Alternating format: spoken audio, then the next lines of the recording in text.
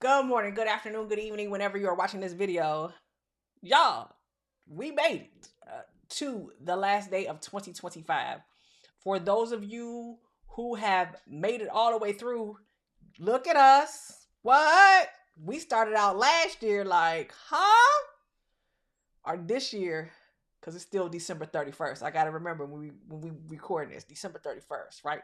Tomorrow will be the first, and we will be in 2026 and be trying to figure out how to tell everybody Happy New Year and then still be writing 2025 because they'll know that's what we do. For those of y'all that are being introduced to me and like, who is this chick rambling? I am none other than Patrice L.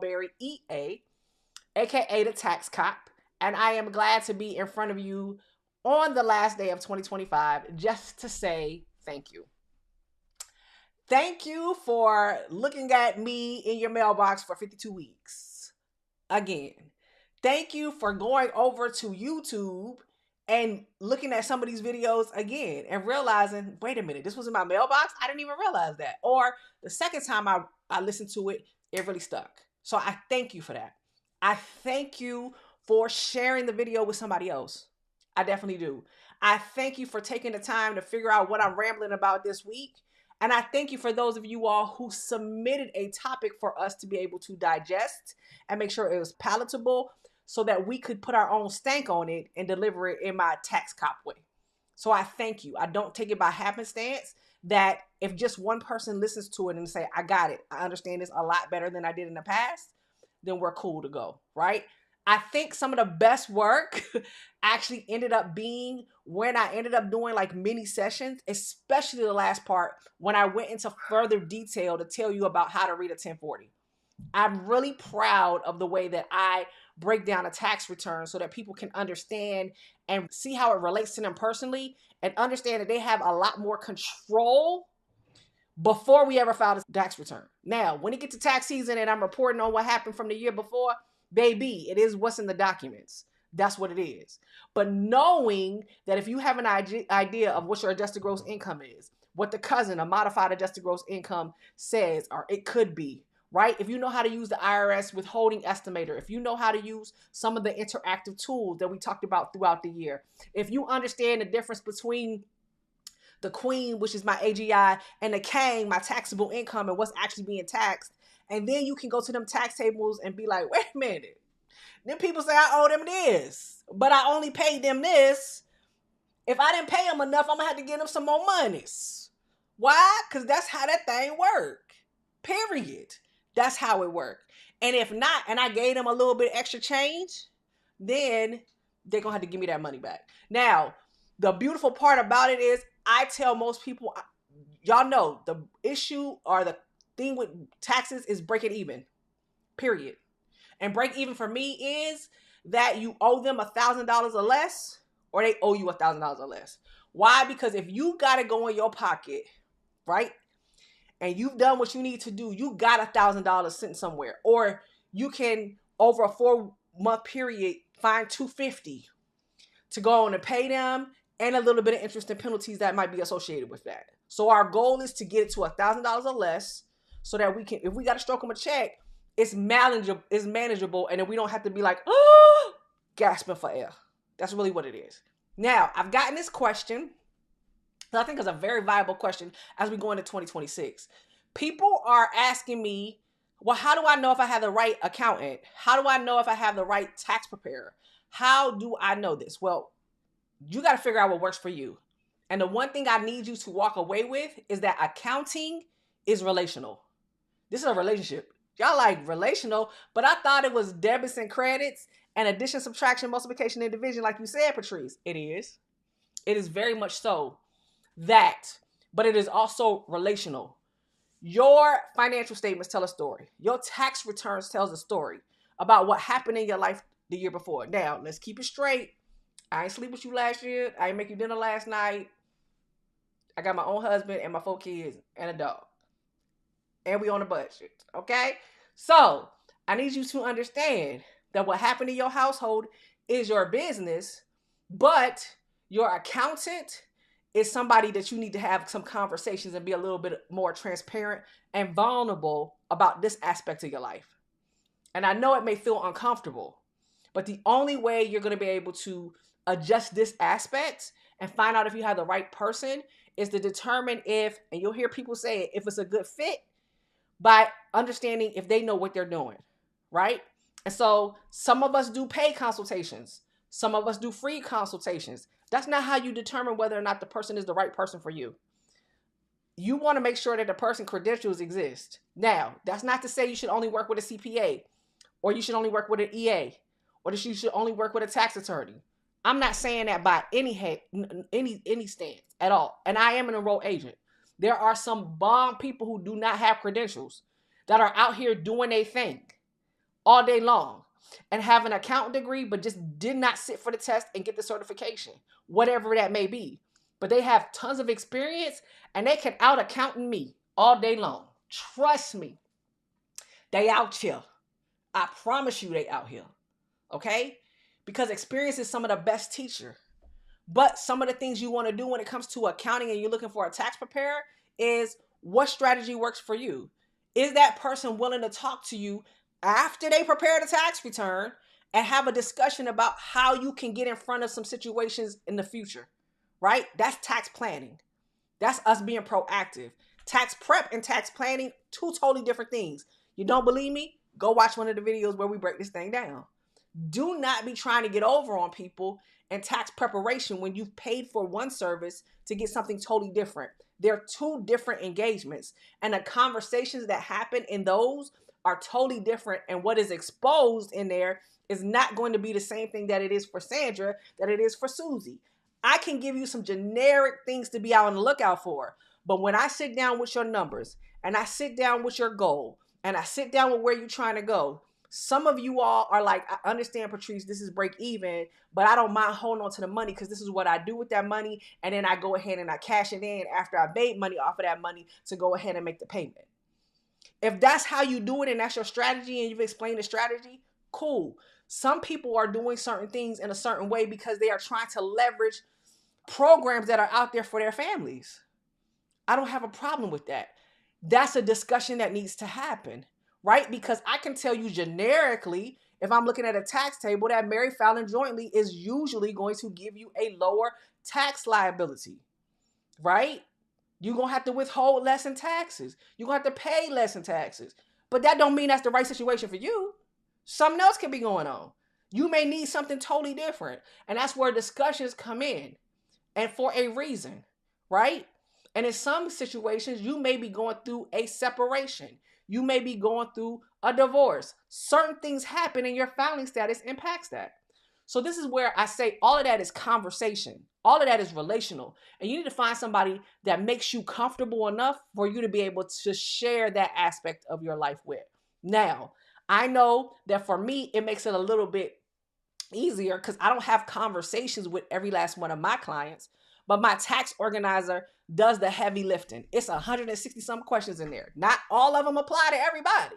But because I have a mechanism in place to gather that documentation and give me a platform for me to be able to, all right, let's assess it. Let me go back and figure out what questions I need to go dig a little bit deeper on because you didn't give me enough detail. It allows me to do that. I'm going to tell you where I got that from. In reality, y'all know I'm a former auditor. Did not work at the IRS. I worked at DODIG and Department of Commerce OIG. All right.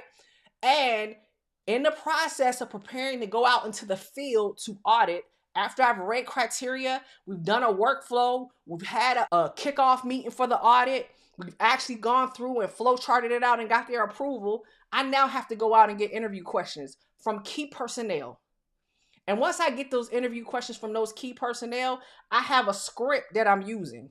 Now, I don't stick blatantly to the script, but a lot of information in the script allows me to know where to go depending on how the person responds to my interview question. Sometimes I stick 100% to the script. Sometimes the person will say something and I'd be like, oh, this script not going to work because what I thought we had and how I thought it flowed is not flowing. It is not working. And I obviously have missed something somewhere. And I got to put these pieces together so that I can get to a conclusion so that we can make recommendations on what is happening for this particular audit. Right? So my objective is always always to get you to a situation that accurately reports what happened in your taxes from the previous year per the tax code and what is allowed to be able to be deducted, what is allowed to be counted as income, where we can calculate how much money you made. And I'm going to tell you, there are times that I do make mistakes, but I raise my hand and I do what we got to do to make it whole. Okay?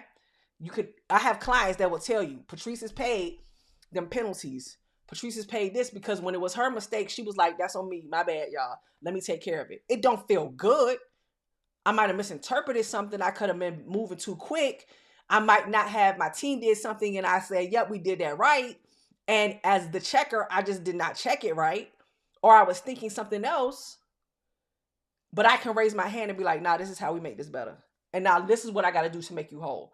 Your tax liability is your tax liability. Them interest and penalties, we will determine whether or not we can either get them removed.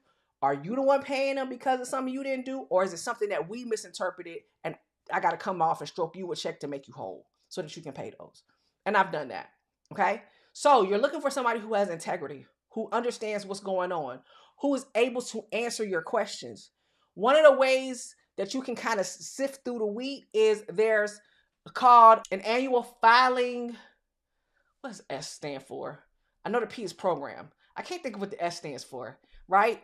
But AFSP, if you go online to the IRS, right? And I can't tell you if this is happening at some states, but at the IRS, if we are a CPA, an EA, a tax attorney, right? And we are able to represent people, you'll be able to see that because our credentials will be out there on the IRS website. You can look us up by name. You can look us up by address.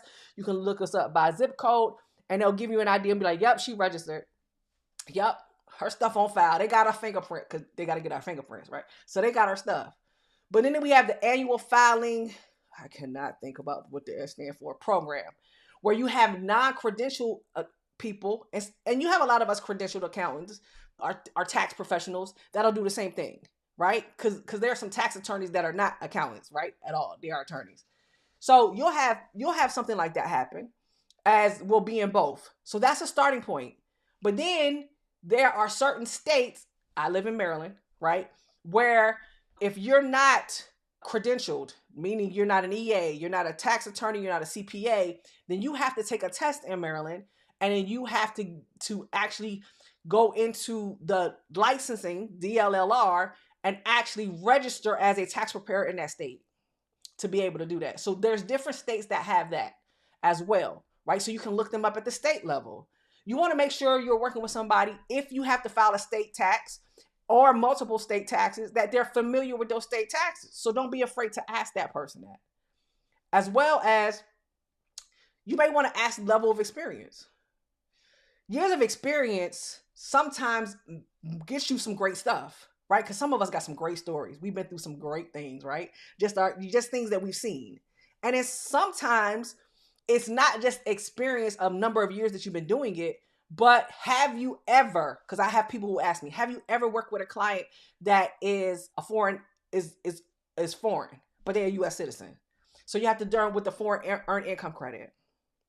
Have you worked with a digital nomad? Have you worked with business owners that have corporations? Have you ever done an estate return? Have you ever done an estate return that does not have property but only has stock? Have you, it's just so many different scenarios. Don't be afraid to ask those questions about the scenario, right? And I've told people sometimes, hey, I'm not your person. I'll have somebody who will be like, hey, I get royalties from oil and I'm trying to look for strategies to reduce that. I'm like, I'm not familiar with that one. I haven't faced any. I know some people I have some clients that have some royalties from oil, but their royalties are not exorbitant, right? That throws their income compared to their W-2 income, that we've had to come up with other strategies to be able to reduce that liability, right? Where it's, you know what I'm saying, that large. I've not had that. And I've had some that have actually gotten the royalties themselves or actually gotten it from a K1 because they've invested. So it's different things like that.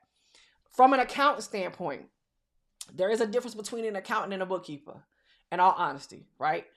I want to remind people, I am an accountant by profession. I audited for 20 plus years. I've been doing taxes for 20 plus years. Okay. Just because I love the tax code. There's different aspects of the accounting profession, but I truly am an accountant with a degree in accounting and a master's in accounting with a concentration in taxation. Okay. So I'm an accountant's accountant, even though I may not love looking at balance sheets and may not love looking at income statements and really don't love looking at cash flow statements unless I'm actually investing in a company. We do accounting over here.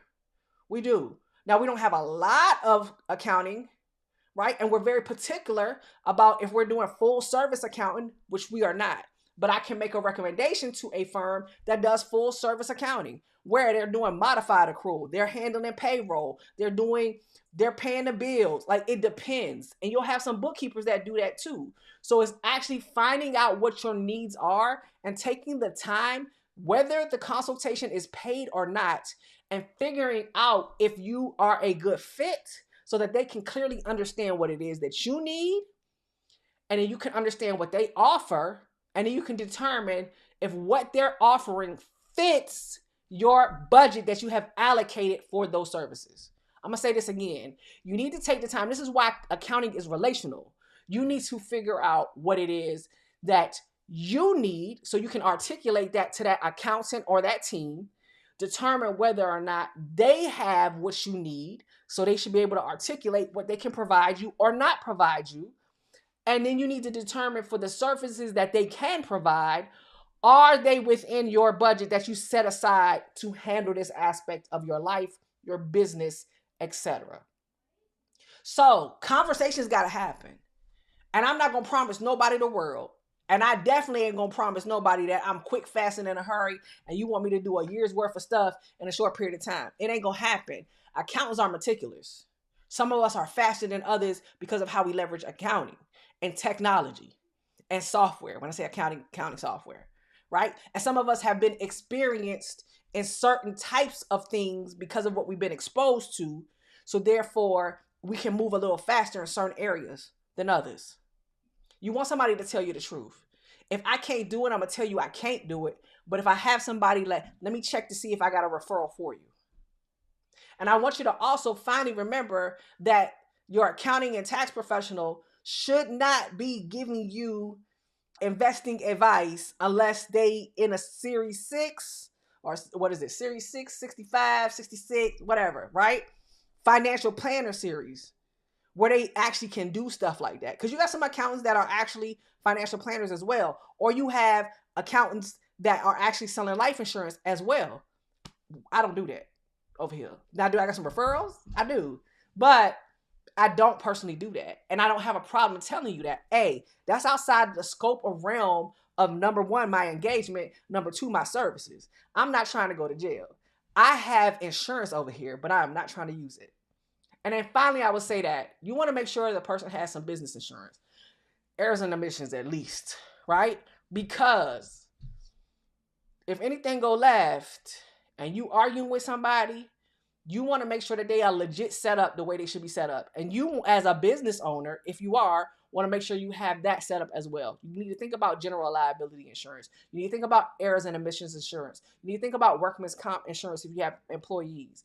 You want to think about these things because anything can happen and those are forms of protection. And I know you like, that sounds like more expenses. It is.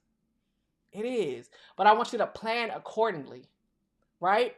And I want you to be able to understand at the end of the day, you want to be able to have a relationship with the person. So how often you meet with the person and what manner you meet with the person. For some people, I do things virtually. I'm a virtual firm. So we do things via Zoom. That makes some people uncomfortable. Some people don't like using that aspect of technology. They want to be face to face. They want to be able to pick up the telephone. They want to be able to ask a question at any time. My firm is not set up that way. So you need to figure out what works for you, what you're looking for, the aspects that you're looking for, create you a checklist. And then as you're shopping for that relationship, just like you would with a doctor, just like you would with a hairstylist, just like you would with an attorney, that accounting relationship whether they doing the taxes or not, needs to be the same thing, right? And if you're uncertain, I'm gonna tell you what not to do, please, because this is very offensive, right? Don't say, I went on ChatGPT and ChatGPT told me this, without taking into consideration that I don't know if you would do that with your doctor. That person went to school for years. We are professionals. There's a way to approach us in situations like that. Hey, I was doing some searching. I did some stuff on ChatGPT. I got some information. How legitimate? Am I on the right path? But when you hear something you don't like and you throw a ChatGPT told me this, you don't know what you're talking about type attitude, I don't come in your profession to tell you what to do. That's offensive over here. All right. And so I just want you to keep that in mind, that it is a relationship. And there will be times that relationships go a separate way, or some people stay together for a while, right? It's all in how you approach it. And there will be times where your business may outgrow that particular account and you got to take it to a new level. Or there may be aspects where, and I've had to say this to some of my clients, my tax planning clients, I'm like, it's time for us to bring a wealth management person in. That's not me. But go and ask your financial planner, are they doing wealth management, or do they have a referral for their wealth management arm? And can all of us get together? Because of where stuff is going, and we don't want to just bite your nose off to spite your face at the tax stance. We also want to consider things from the wealth management stance, because sometimes that outweighs what's going on. Now, I don't want you to get your wealth ate up in no taxes, but I really want to make sure that we are putting the best strategy together so that you reduce your tax liability and continue to grow the way you need to grow. Hopefully that answers the question. I know it may have been a little bit long for an end of year message, but I wanted to leave you with that. I don't have no theme for 2026. It is, let me do what's righteous, right? Based on what the Lord has shown me. I don't have no big mighty goals. I don't. I'm not going into the year like that. And normally it's like, oh, okay, we got to hit this. We got to do this metric. I am going to be paying attention to my financials. I will be paying attention to my KPAs. I am going to continually take inventory to figure out what we need and what we don't need. We are staying on top of what's happening. And we will have some accounting clients that stay, and we'll have some accounting clients that leave. We'll have some tax clients that stay. We'll have some tax clients that leave. I get it. I definitely get it. But I'm not going to stop educating. I'm not going to stop looking for ways for us to put content out here in this space so that people can understand that you can control this a lot more, and you don't have to be ignorant in this area and feel like you don't have it. You don't. I know it's rigged against us. I'm not going to tell you it's not. I'm not going to tell you the tax code and they not moving the bar and they not changing the rules. And I know it's news articles saying you're going to have the biggest tax refund ever in life under this administration. I don't know that to be true. I just want to get through 2026 without having the anxiety I had at the beginning of last year. And I know that if every day when I wake up, I say, okay, God, my role today is to be pleasing unto you. I want to be doing what is right in your eyes. I am doing it for righteousness' sake. How do I know what righteousness is? God, well, I know it's not divisive. I know it's not evil. I know what the fruit of the Spirit say. And so therefore, God, I want to be pleasing unto you. And so as I step out here and I do what I need to do, when I speak to clients, when I speak to potential clients, when I go out here and I record a video, may it be pleasing unto your sight. May it be the point that I do that is not dissentious, that is not leading people astray, that is guiding people in the right ways, where we're supposed to give Caesar what is due to Caesar and give unto you what is due unto you. Lord, I understand that you have given me a decent level of responsibility in understanding how this realm works. And when I don't know, I'm not afraid to say, hey, I got to go in the prayer closet, because me and the Holy Ghost got to go have a conversation so the Holy Ghost can go point me in the right direction to go get the information I need, or point me to the resource that I need, because I don't know it all. Some stuff come back from remembrance. Some stuff does not. And so, God, I'm glad that we have made it to the end of 2025. And we honor you as we step into 2026 so that everything that we do puts you first, puts the kingdom of God first, and that we do it in a pleasing manner, that you get all the glory and that you get all the honor and that you get all the praise. Because God, you are more than worthy of all of that. And so until next week, y'all have a safe New Year's Eve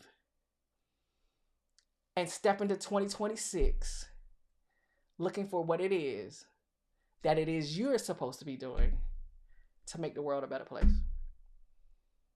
And you know that we are always here at Total Tax Experience to help us, help you, help yourself. Peace.